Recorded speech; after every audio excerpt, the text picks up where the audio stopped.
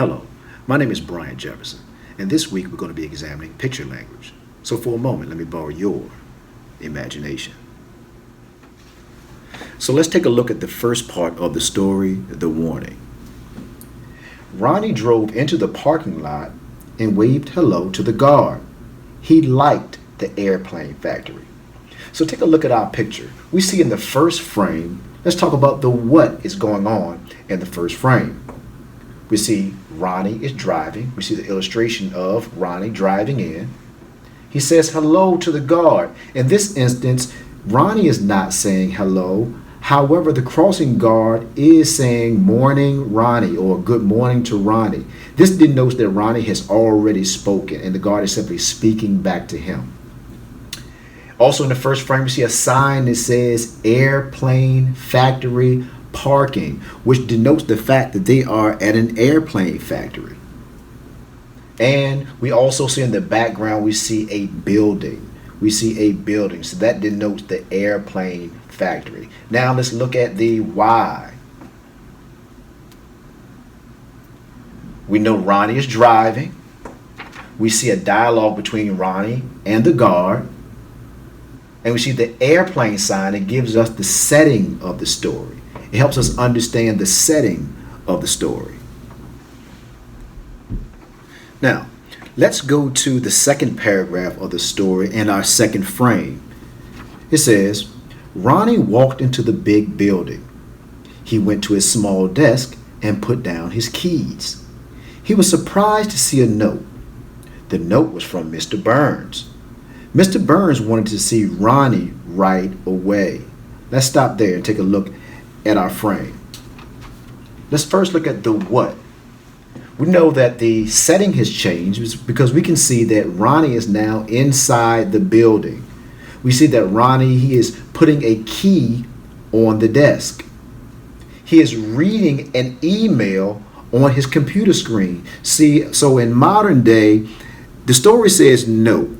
But in a more contemporary time or more modern day, we read email. So I chose to put email in the story to make it more of a contemporary setting or more realistic.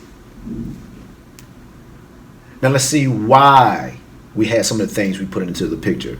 Oh, let's go back here. Notice that in his dialogue box, Ronnie says, I wonder why Mr. Burns wants to see me. That was a very important part of our story, Ronnie wondering why Mr. Burns wanted to see him. So it gives you a little bit of emotion, a little bit of thinking as to what's going on in the story. Ronnie wondering, why does Mr. Burns want to see me?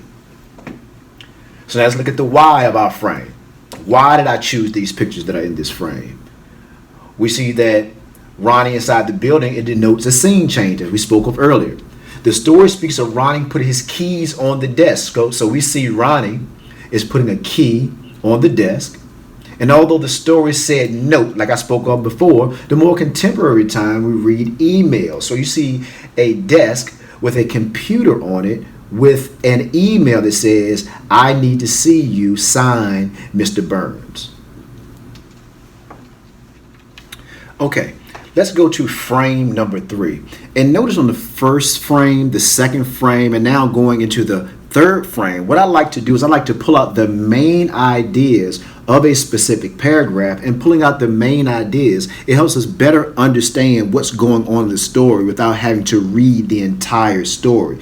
So, because remember, we're dealing with picture language, and the pictures should pull out the main idea of the story. So now let's go to frame number 3. Ronnie opened the glass door. He walked down the long hallway. He opened the door to Mr. Burns' office. Then later on, we see in the paragraph another main idea. It says, it seemed as if he waited for hours. He looked at the clock. Only 10 minutes had passed. Pay attention to looked at the clock. It seemed as though he waited for hours. However, only 10 minutes had passed. So let's take a look at our frame. Frame number 3. We see the what in the frame. What do we see in frame number 3? We see Ronnie looking down a long hallway. we see he dialogues about the long hallway. So we can see that because Ronnie is on the long hallway, we can kind of see that Ronnie is really thinking about that long hallway. That was one of the most important parts, one of the more important parts in the story, the hallway.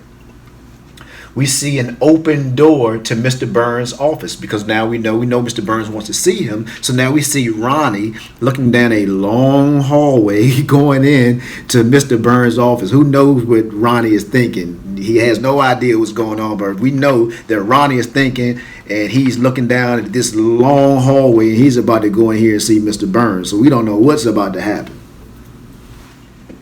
And then we see, like we talked about before, we saw the door at the end of the hallway. Now let's look at the why I chose the pictures, or why I chose the pictures in frame number 3. The hallway helps us understand Ronnie's journey down the hallway. That's the reason for the hallway. We want to see what Ronnie's journey is.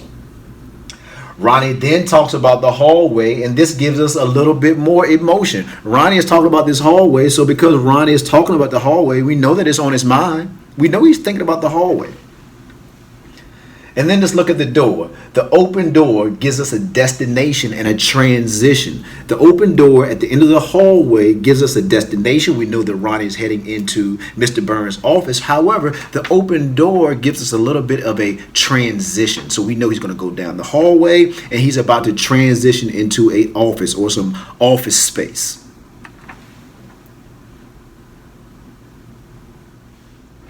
Now, let's look at paragraph 4. Again, keep in mind that we want to pull out the main ideas of the story. So let's look at paragraph 4.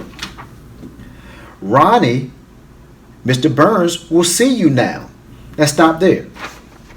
We know that Ronnie is in an office, and it says in the dialogue box, Ronnie will see you now. However, what I want you to pay attention to in the picture is the clock. What time does the clock say? And I don't want to get too far ahead of myself because I want to go in and explain the why.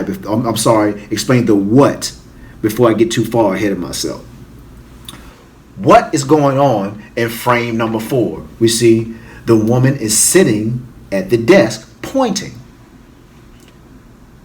A file cabinet, which denotes an office setting. What do we see when we go into an office? You know we're going to see a file cabinet. So why not put that inside the frame to denote that they're in some type of an office space by using a file cabinet? The clock. The clock. Notice the time that is on the clock. The time on the clock says 9 o'clock. Pay close attention to the clock. And we see a dialogue bubble.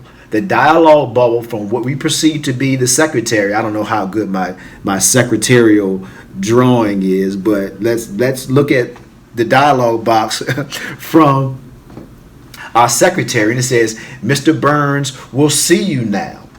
At the beginning of paragraph 4, which is a very important detail of paragraph 4, we know that Ronnie is going to see Mr. Burns. So this also denotes Mr. Burns will see you now. Let me show you the why. Let me explain to you the why I chose what I chose. Notice we have a secretary. So I put a secretary at the desk to introduce you to a new character. In our story, we see a new character, a character that we haven't seen in paragraphs 1 through 3. However, in paragraph 4, we're introduced to a new character, which is the secretary. The file cabinet, as we spoke of earlier, gives us a clue of the setting. The clock gives us a timestamp. Notice I said pay attention to the clock. The clock gives us a timestamp we will explore later on in the next frame. So keep in mind, when we go to the next frame, pay attention to what time is on the clock. Because remember we said earlier that it seemed like he was there for an hour. However, he was only there for 10 minutes. So please pay attention to the clock in each frame. And let's take a look at the dialogue box, because the dialogue box also now is denoting a transition. Now we know that Ronnie is leaving from the external office space into a more internal space because he's now about to go and see Mr. Burns. Okay, now let's move on to frame number 5 and let's read paragraph 5. No, I'm not